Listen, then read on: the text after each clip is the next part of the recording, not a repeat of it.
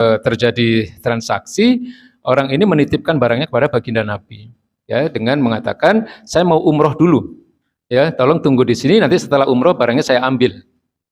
Lalu berangkat orang ini umroh. Ya, ini umroh pada masa syariat umrohnya baginda Nabi yang sesuai Al-Quran itu, ya, sesuai syariat yang hari ini kita pahami, belum seperti sekarang, ya, karena umroh pada masa itu masih melakukan syariat umrohnya umat Nabi Ibrahim yang banyak penyimpangan sebenarnya, ya. Nah, jadi orang ini umroh, ya, pembelinya ini umroh.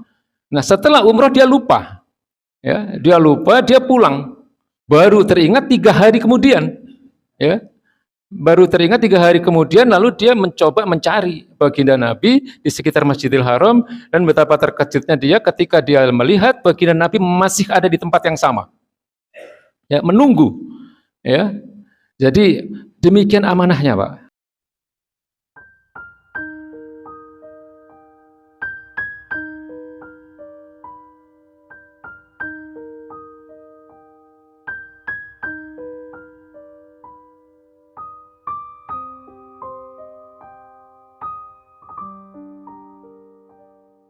Jadi contoh akhlak mulia yang pertama adalah jujur dan menjauhi sifat dengki.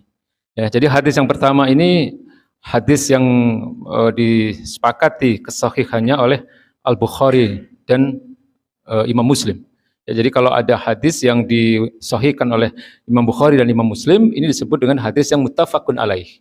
Ya, keduanya bersepakat atas kesahihannya. Nah, kalau sudah disepakati kesahihannya oleh 2 ahli hadis ini, maka ini adalah satu kebenaran yang hanya bisa dikalahkan oleh Al-Quran.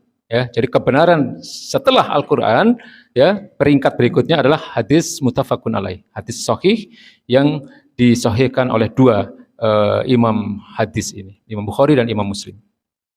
Inna sidqa yahdi ilal birri. Sesungguhnya kejujuran itu akan membawa kepada kebaikan. Wa innal birra yahdi ilal jannah. Dan sesungguhnya kebaikan itu akan mengantarkan seseorang kepada surga. Ya, jadi ini sifat baginda Nabi, Pak. Ya, Nabi itu secara umum, ya, secara umum beliau tidak pernah berbohong. Makanya di dalam sejarah yang pasti kita tahu, ya, beliau disebut dengan Al-Amin, orang yang terpercaya. Seluruh penduduk Mekah tidak ada yang tidak percaya dengan beliau. Saya sudah pernah jelaskan, ya, pekan lalu bagaimana beliau itu dijuluki sebagai Al-Amin. Ya, jadi beliau itu sejak usia 20-an beliau sudah tidak lagi menggembalakan kambing, tapi beliau mulai berdagang.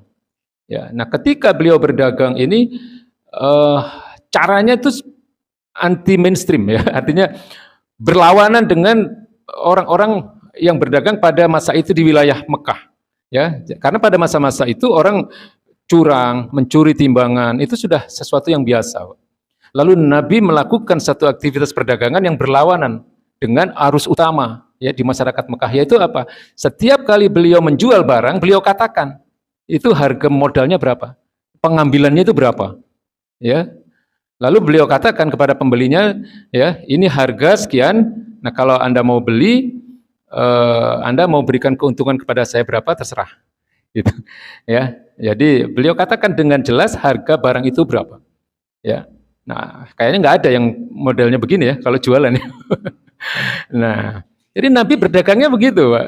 Ya, Nabi itu berdagangnya begitu. Ya, beliau katakan ini modalnya berapa, lalu keuntungannya berapa dia serahkan kepada sang pembeli. Ya, terserah Anda mau memberikan margin berapa, gitu. Kira-kira begitu bahasanya. Ya, nah saking jujurnya, Pak, ya, saking amanahnya beliau. Saya juga pernah cerita mungkin, ya. Ya, suatu ketika ada pembeli yang membeli dagangan Nabi itu di sekitar Masjidil Haram. Setelah membeli barang, ya, setelah terjadi transaksi, orang ini menitipkan barangnya kepada baginda Nabi, ya, dengan mengatakan saya mau umroh dulu, ya, tolong tunggu di sini, nanti setelah umroh barangnya saya ambil. Lalu berangkat orang ini umroh. Ya, ini umroh pada masa syariat umrohnya baginda Nabi yang sesuai Al-Quran itu, ya, sesuai syariat yang hari ini kita pahami, belum seperti sekarang, ya, karena umroh pada masa itu masih melakukan syariat umrohnya umat Nabi Ibrahim yang banyak penyimpangan sebenarnya. Ya.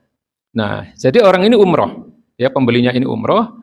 Nah, setelah umroh dia lupa, ya dia pulang, baru teringat 3 hari kemudian, ya baru teringat 3 hari kemudian, lalu dia mencoba mencari baginda Nabi di sekitar Masjidil Haram, dan betapa terkejutnya dia ketika dia melihat baginda Nabi masih ada di tempat yang sama, ya menunggu, ya.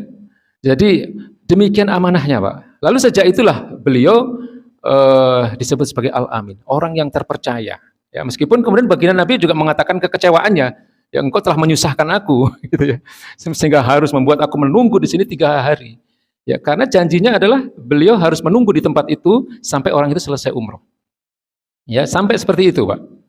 Ya, jadi kejujuran baginda Nabi itu luar biasa. Meskipun kalau dalam syariat kadang kita juga tidak harus jujur dalam hal-hal tertentu, ya. Kalau dalam perang ya nggak boleh jujur kita. Ya, karena kalau jujur ya hancur kalau dalam perang kan, karena perang itu tipu daya. Kadang untuk mendamaikan 2 orang yang sedang berselisih, kita juga nggak boleh terlalu jujur juga, ya. Nah, jadi itu tentang kejujuran. Jadi ini akhlak Islam. Jadi ini perintah, ya, bahwa kita secara umum, ya, dalam persoalan-persoalan muamalah itu harus jujur. Ya, wa innar rajula la yasduqu hatta yakuna siddiqon. Ya, lalu sesungguhnya seseorang yang jujur, yang senantiasa berkata benar dan jujur, dia akan tercatat di sisi Allah Subhanahu wa taala, ya, akan tercatat di sisi Allah Subhanahu wa taala sebagai orang yang benar dan orang yang jujur. Ya, jadi ada catatannya, Pak, orang-orang yang jujur, ya, di sisi Allah Subhanahu wa taala. Ya, nah, sebaliknya wa innal kadziba yahdi ilal fujur. Sesungguhnya, ya, kedustaan itu akan membawa seseorang kepada al-fujur. Al-fujur ini kejahatan, ya, kemaksiatan, ya. Jadi bohong itu dosa besar, ya. Kalau kebohongan itu memang bertujuan untuk menipu, ya. Bukan untuk hal-hal yang seperti tadi yang saya katakan tadi. Wa innal fujura yahdi ilan nar. Dan setiap kejahatan, ya, itu akan membawa seseorang ke neraka, ya.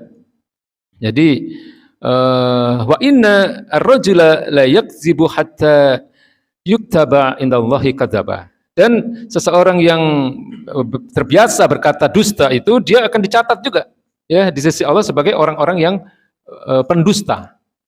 Ya, jadi ada kadzab, ada kadzib. Kalau kadzab itu pendusta. Di sini ini kan dikatakan, ya, hatta yuktaba indallahi kadzaban.